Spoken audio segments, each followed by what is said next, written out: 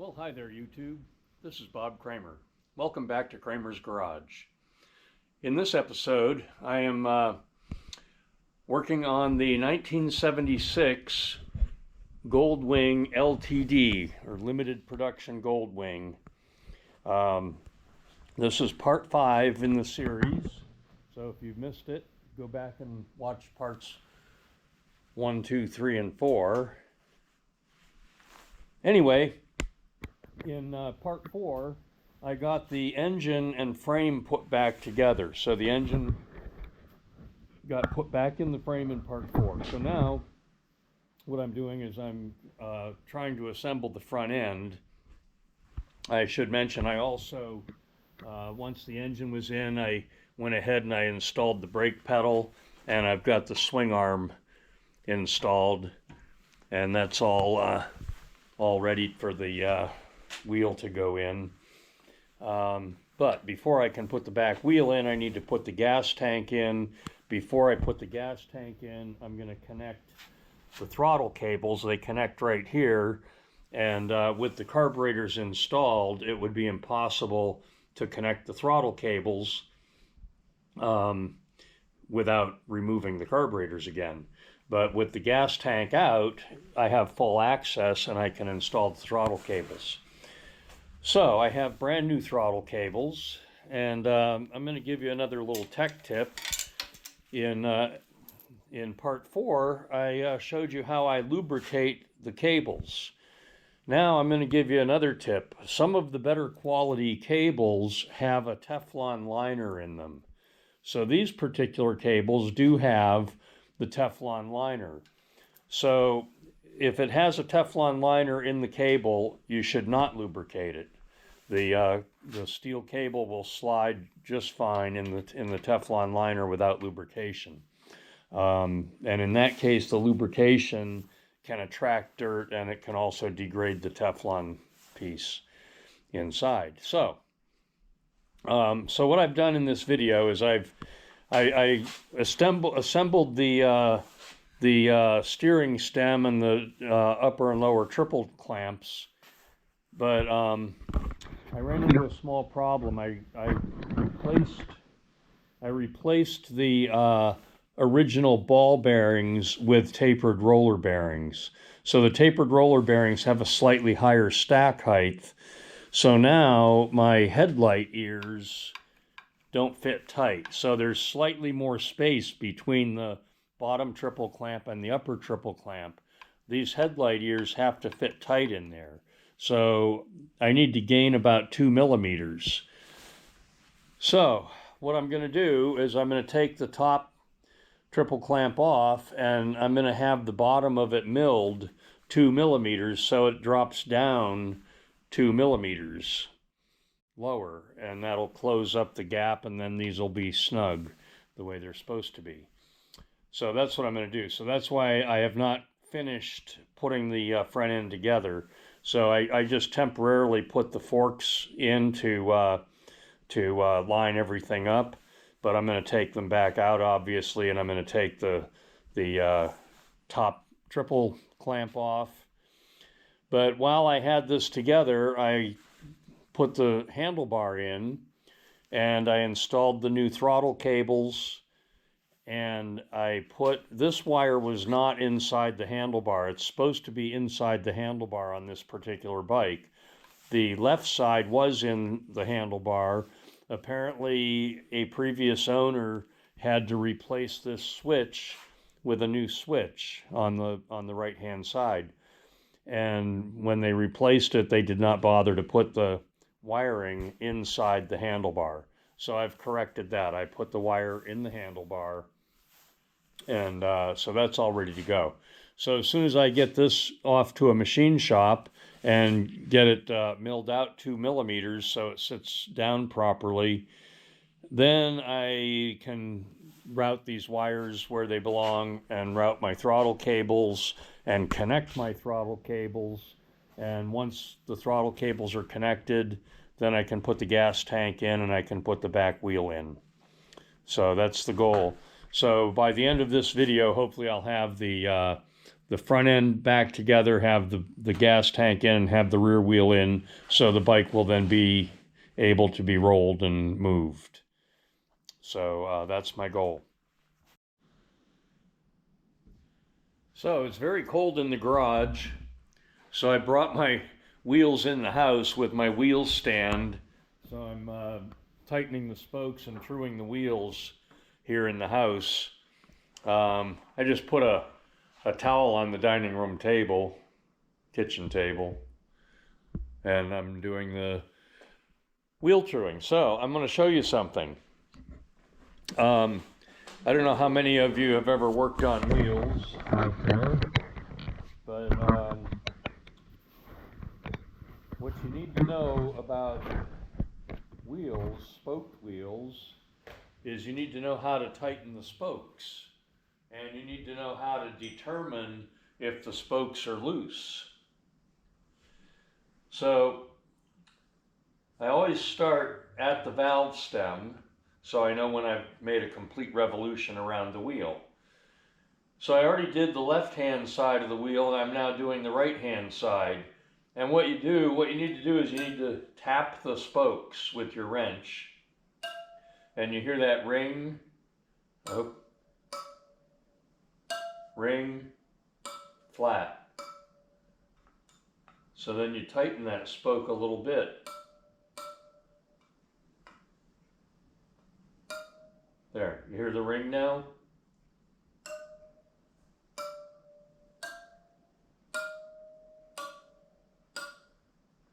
That one's flat.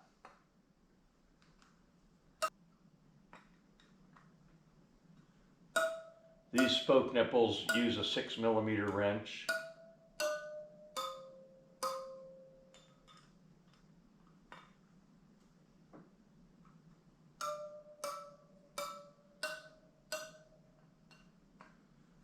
Most of them are a little loose, probably because the wheel is 50 years old, and the spokes are laced into the wheel. Originally they're very tight, and even if the bike isn't being ridden, this bike only has 21,000 miles on it, so it wasn't ridden very much, but the wheel's been sitting for years under tension. And so the spokes literally stretch a little bit, and as they stretch, they lose their tension, and you have to retighten them.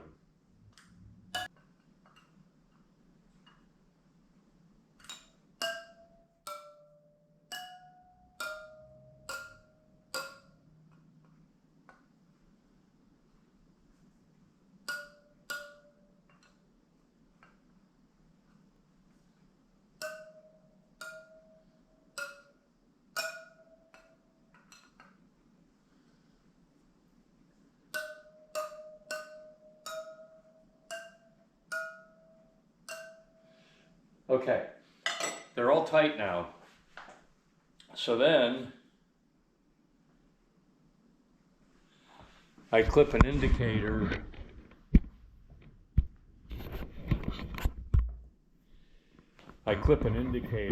See, I used a clamp and I put a large zip tie on the wheel stand, and I'm looking at the gap right here, and this one's really good. I just tightened the spokes, and the trueness of the wheel is very close. On these motorcycle wheels, if you get them true within 1mm, they'll be perfectly fine going down the road.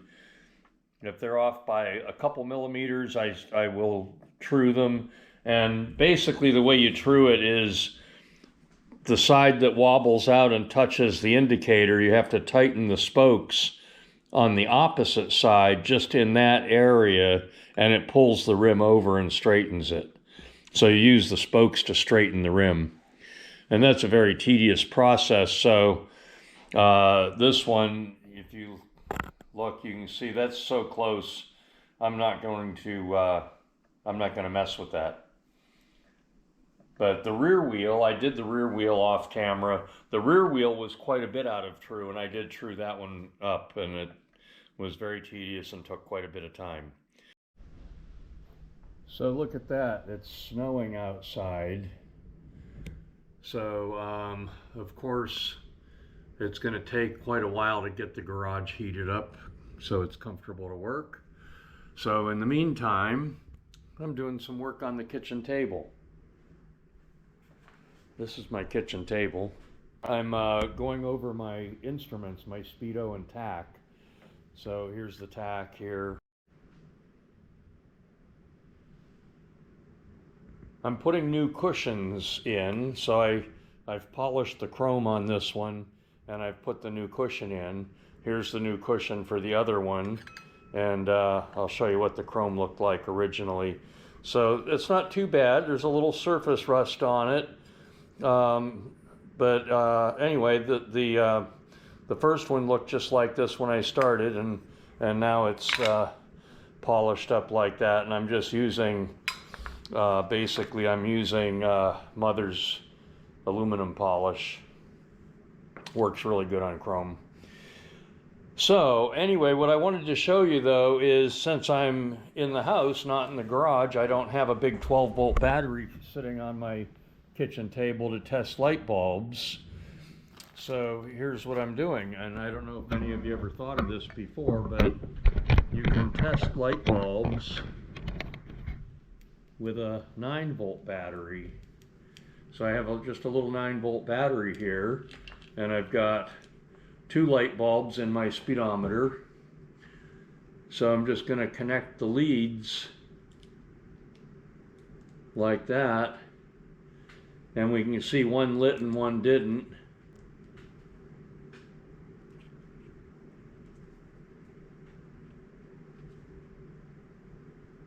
Okay, it looks like I've got one bad bulb. I'm going to switch them.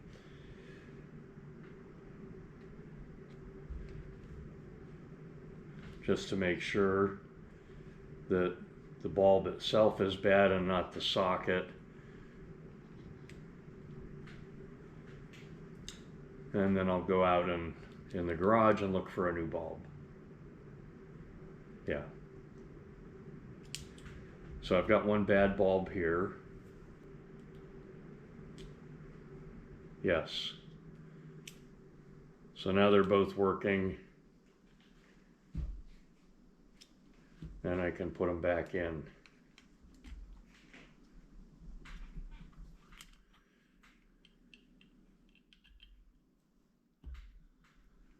And I'm going to throw this one away. I want to put this piece here is much easier to access after the bike is all together. This cover here can be lifted off and you can change those light bulbs easily. These ones that are actually in the instruments are much more difficult to change later. So that's why I'm testing them and changing them now. Okay, now the cushions. So I mentioned I'm putting new rubber cushions in. The original cushions were completely crispy, 50-year-old rubber. When I pulled them out, they pretty much crumbled in my hand. So where do we get new cushions, you wonder? Because I know I've seen a lot of these bikes with these rubber cushions all crunchy and crispy, and people can't seem to find replacements. So I'm going to tell you where I get them. I get them from a company called 4into1. It's an online company. There's the part number. Now, if you go to 4into1 and you look up Gl1000, you will not find these rubber cushions. If you look here, it says CB500, 550, 750, and 900. That's how they have these listed on 4into1's website. But they actually fit the Gl1000 and Gl1100 as well. So that's where you get the new cushions. So there's how it looks with the new rubber installed. See, the chrome is polished. The new rubber is installed. This just almost looks like brand new, 50 years old. And as you can see, this bike only has 21,678 miles on it. And I believe that's accurate mileage, because as I take things apart and clean them and examine them, everything looks like it has very little wear, wear and tear. There's a few scratches on the painted surfaces, but I think that's just sitting around. And of course, this sat disassembled in a garage, all in pieces, for 7 years. So who knows how many times the fella that owned it had to move it out of his way or move parts out of the way and banged up the painted parts. So the painted parts have quite a few scratches, but I'll be touching them up, and some of it'll buff out and some of it'll get touched up and so on. But I'll try to, I want to keep the original paint, but I'm going to just try to make it look as good as I can. Okay, so I showed you how to test the lights with a 9-volt battery. Now we're going to test the temperature gauge and make sure it works. So I hope you can see this in the video. So that gauge operates on 7 volts. There's a 7-volt regulator in the system. So I'm using a 9-volt battery. And we should see the needle on the gauge swing with 9 volts. So we can see the gauge moving upward. If I hold it on there, it'll go full scale and then some. Now, since the gauge runs on 7 volts, you don't want to hold 9 volts on it for very long. You could damage the coil. But I held it on there long enough to see that the needle does move freely, it does swing, it does work.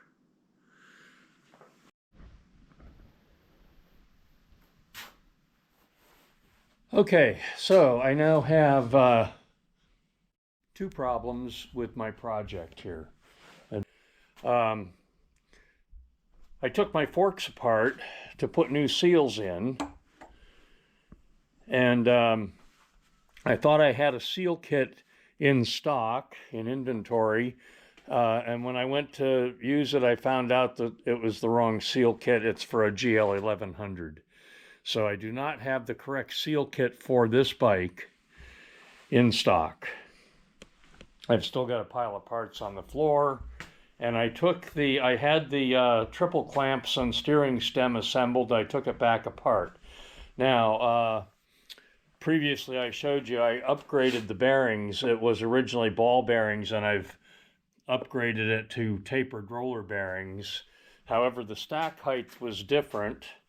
So therefore, the headlight ears were loose. Well, I took this all back apart, and I was able to get the lower bearing off without damaging it. And so this washer, the washers that came in the kit that belong on here are too thick. You have to have a washer there, or else this lower triple clamp will actually rub the frame if you don't have a washer under the bearing. So it has to be there, but it's too thick. It needs to be, I did the measurements carefully. My washer is going to need to be 1.75 millimeters thick. The washer they supplied in the kit, they supplied 2. One of them is 3 millimeters, the other one's 5. So I'm going to take the 5 millimeter washer and machine it down to 1.75 millimeter. And then I'm going to also go under here, and I'm going to machine this out here in this area so that this top nut will recess into there 1 millimeter deeper. So that will give me the required distance between here and here for the headlight ears to fit snug. Okay, so I'm at a standstill for the moment because my machinist fell on the ice yesterday and fractured his humerus bone. I was supposed to get the machining done yesterday, so now that's on hold. He's going to need a few days to recuperate. Now, and I also need to order the correct fork seal.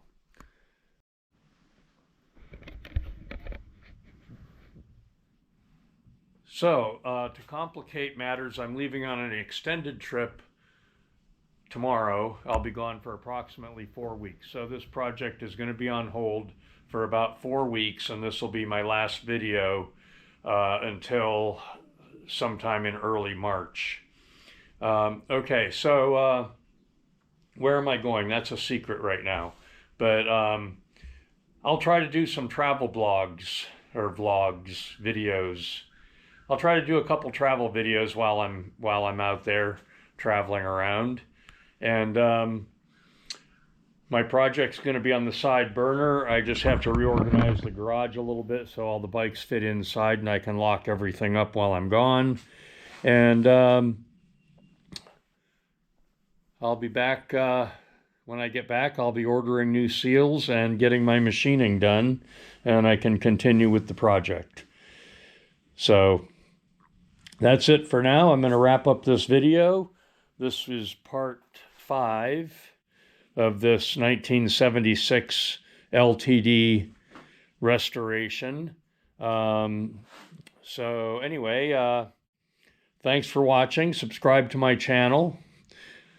Please give me some comments. I like to read comments. So subscribe to my channel, read the comment, or leave some comments, and I'll see you guys in a few weeks.